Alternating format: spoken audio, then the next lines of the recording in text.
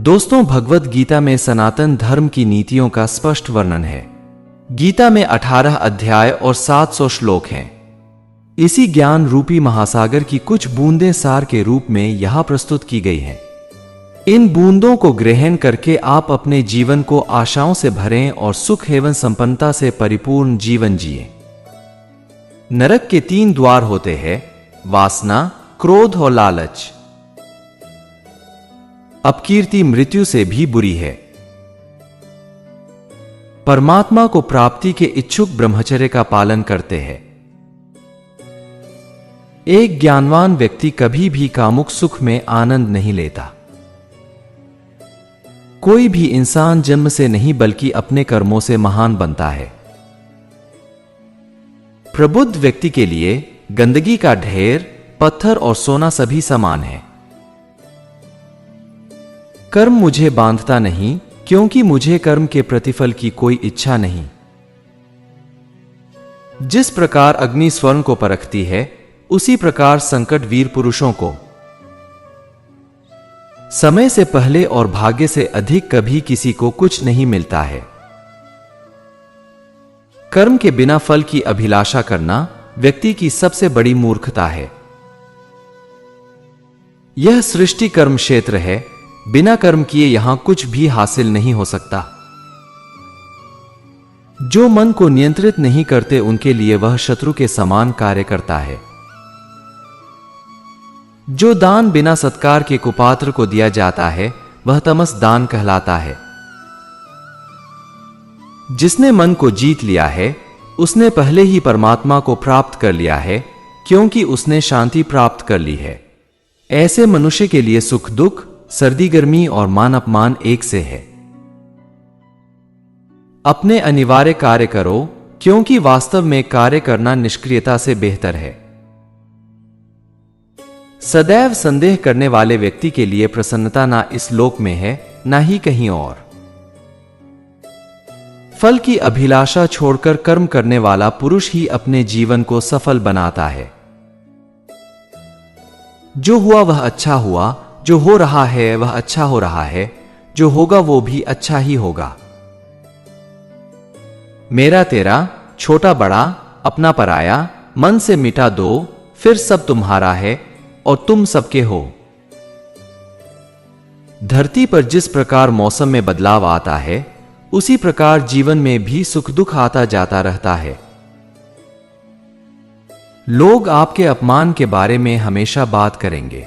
सम्मानित व्यक्ति के लिए अपमान मृत्यु से भी बदतर है।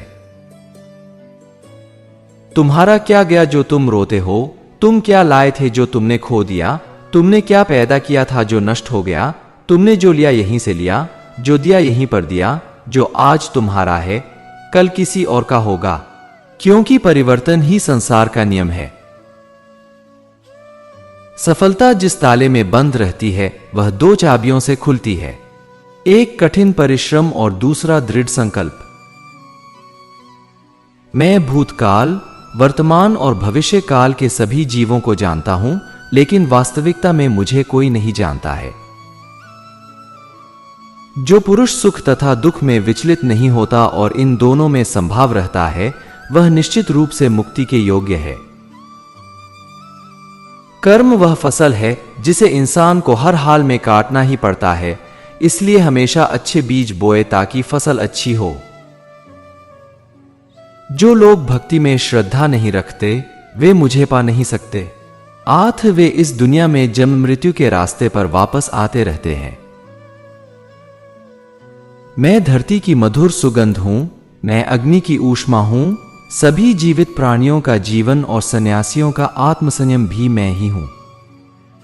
वह जो सभी इच्छाएं त्याग देता है और मैं और मेरा की लालसा और भावना से मुक्त हो जाता है, उसे शांति प्राप्त होती है।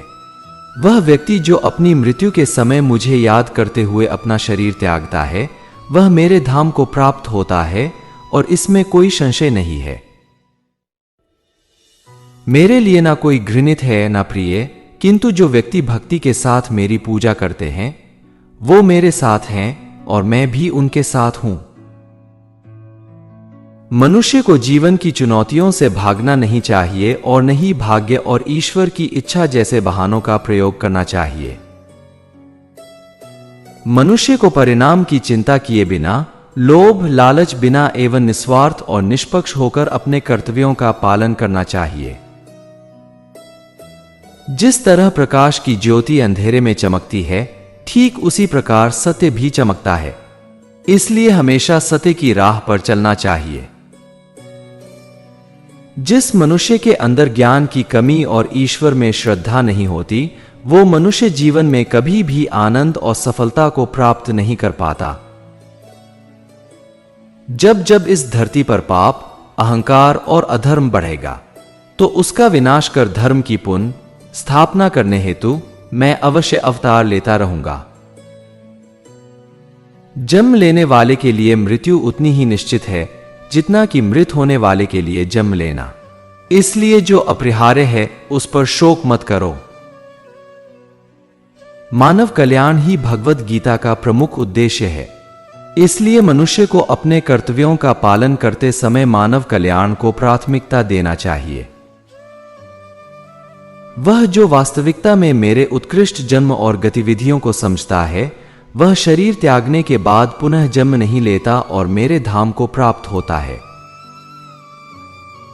अपने परम भक्तों, जो हमेशा मेरा स्मरण या एकचित्त मन से मेरा पूजन करते हैं, मैं व्यक्तिगत रूप से उनके कल्याण का उत्तरदायित्व लेता हूं। जो कोई भी व्यक्ति जिस किसी भी देवता की पूजा विश्वास के साथ करने की इच्छा रखता है, मैं उस व्यक्ति का विश्वास उसी देवता में दृढ़ कर देता हूं। अच्छे कर्म करने के बावजूद भी लोग केवल आपकी बुराइयां ही याद रखेंगे, इसलिए लोग क्या कहते हैं इस पर ध्यान मत दो, तुम अपना कर्म करते रहो। मन की गतिविधियों, होश, श्वास और भावनाओं के माध्यम से भगवान की शक्ति सदा तुम्हारे साथ है। इतिहास कहता है कि कल सुख था, विज्ञान कहता है कि कल सुख होगा, लेकिन धर्म कहता है कि अगर मन सच्चा और दिल अच्छा हो तो हर रोज सुख होगा। क्रोध से भ्रम पैदा होता है, भ्रम से बुद्धि व्यग्र होती है, जब बुद्धि व्यग्र होती है तब तर्क नष्ट हो जाता है, जब तर्क नष्ट होता है तब व्यक्ति का पतन हो जाता है। अपने आप को ईश्वर के प्रति समर्पित कर दो, यही सबसे बड़ा सहारा है। जो कोई भी इस सहारे को पहचान गया है, वह डर, चिंता और दुखों से आजाद रहता है। मनुष्य को अपने कर्मों के संभावित परिणामों से प्राप्त होने वाली विजय या पराजय, लाभ या हानि, प्रसन्नता या दुख इत्यादि के बारे में सोचकर चिंता से ग्रसित नहीं होना चाहिए। तुम क्यों व्यर्थ में चिंता करते हो? तुम क्यों भयभीत होते हो? कौन तुम्हें मार सकता है? आत्मा न कभी जन्म लेती है और न ही इसे कोई मार सकता है। यही जीवन का अंतिम सत्य है। जो होने वाला है वो होकर ही रहता है और जो नहीं होने वाला वह कभी नहीं होता। ऐसा निश्चय जिनकी बुद्धि में होता है, उन्हें चिंता कभी नहीं सताती है। श्रेष्ठ पुरुष को सदैव अपने पद और गरिमा के अनुरूप कार्य करने चाहिए, क्योंकि श्रेष्ठ पुरुष जैसा व्यवहार करेंगे तो इन्हीं आदर्शों के अनुरूप सामान्य पुरुष भी वैसा ही व्यवहार करेंगे। जो दान कर्तव्य समझकर बिना किसी संकोच के किसी जरूरतमंद व्यक्ति को दिया जाए, वह सात्विक माना जाता है। जिसने मन को जीत लिया है, उसने पहले ही परमात्मा को प्राप्त कर लिया है, क्योंकि उसने शांति प्राप्त कर ली है। ऐसे मनुष्य के लिए सुख दुख, सर्दी गर्मी और मान अपमान एक से है। आत्मज्ञान की तलवार से अपने हृदय से अज्ञान के संदेह को काटकर अलग कर दो। उठो, अनुशासित रहो। मनुष्य को अपने धर्म के अनुसार कर्म करना चाहिए। जैसे विद्यार्थी का धर्म विद्या प्राप्त करना, सैनिक का धर्म देश की रक्षा करना आदि। जिस मानव का जो कर्तव्य है, उसे वह कर्तव्य पूर्ण करना चाहिए। न तो यह शरीर तुम्हारा है और न ही तुम इस शरीर के मालिक हो। यह शरीर 5 तत्वों से बना है: आग, जल, वायु, पृथ्वी और आकाश। एक दिन यह शरीर इन्हीं 5 तत्वों में विलीन हो जाएगा। मनुष्य का मन इंद्रियों के चक्रव्यूह के कारण भ्रमित रहता है, जो वासना, लालच, आलस्य जैसी बुरी आदतों से ग्रसित हो जाता है। इसलिए मनुष्य का अपने मन एवं आत्मा पर पूर्ण नियंत्रण होना चाहिए। मैं सभी प्राणियों को एक समान रूप से देखता हूं। मेरे लिए ना कोई कम प्रिय है, ना ही ज्यादा। लेकिन जो मनुष्य मेरी प्रेम पूर्वक आराधना करते हैं, वो मेरे भीतर रहते हैं और मैं उनके जीवन में आता हूं। जो मनुष्य जिस प्रकार से ईश्वर का स्मरण करता है, उसी के अनुसार ईश्वर उसे फल देते हैं। कंस ने श्री कृष्ण को सदैव मृत्यु के लिए स्मरण किया, तो श्री कृष्ण ने भी कंस को मृत्यु प्रदान की। आथ परमात्मा को उसी रूप में स्मरण करना चाहिए जिस रूप में मानव उन्हें पाना चाहता है।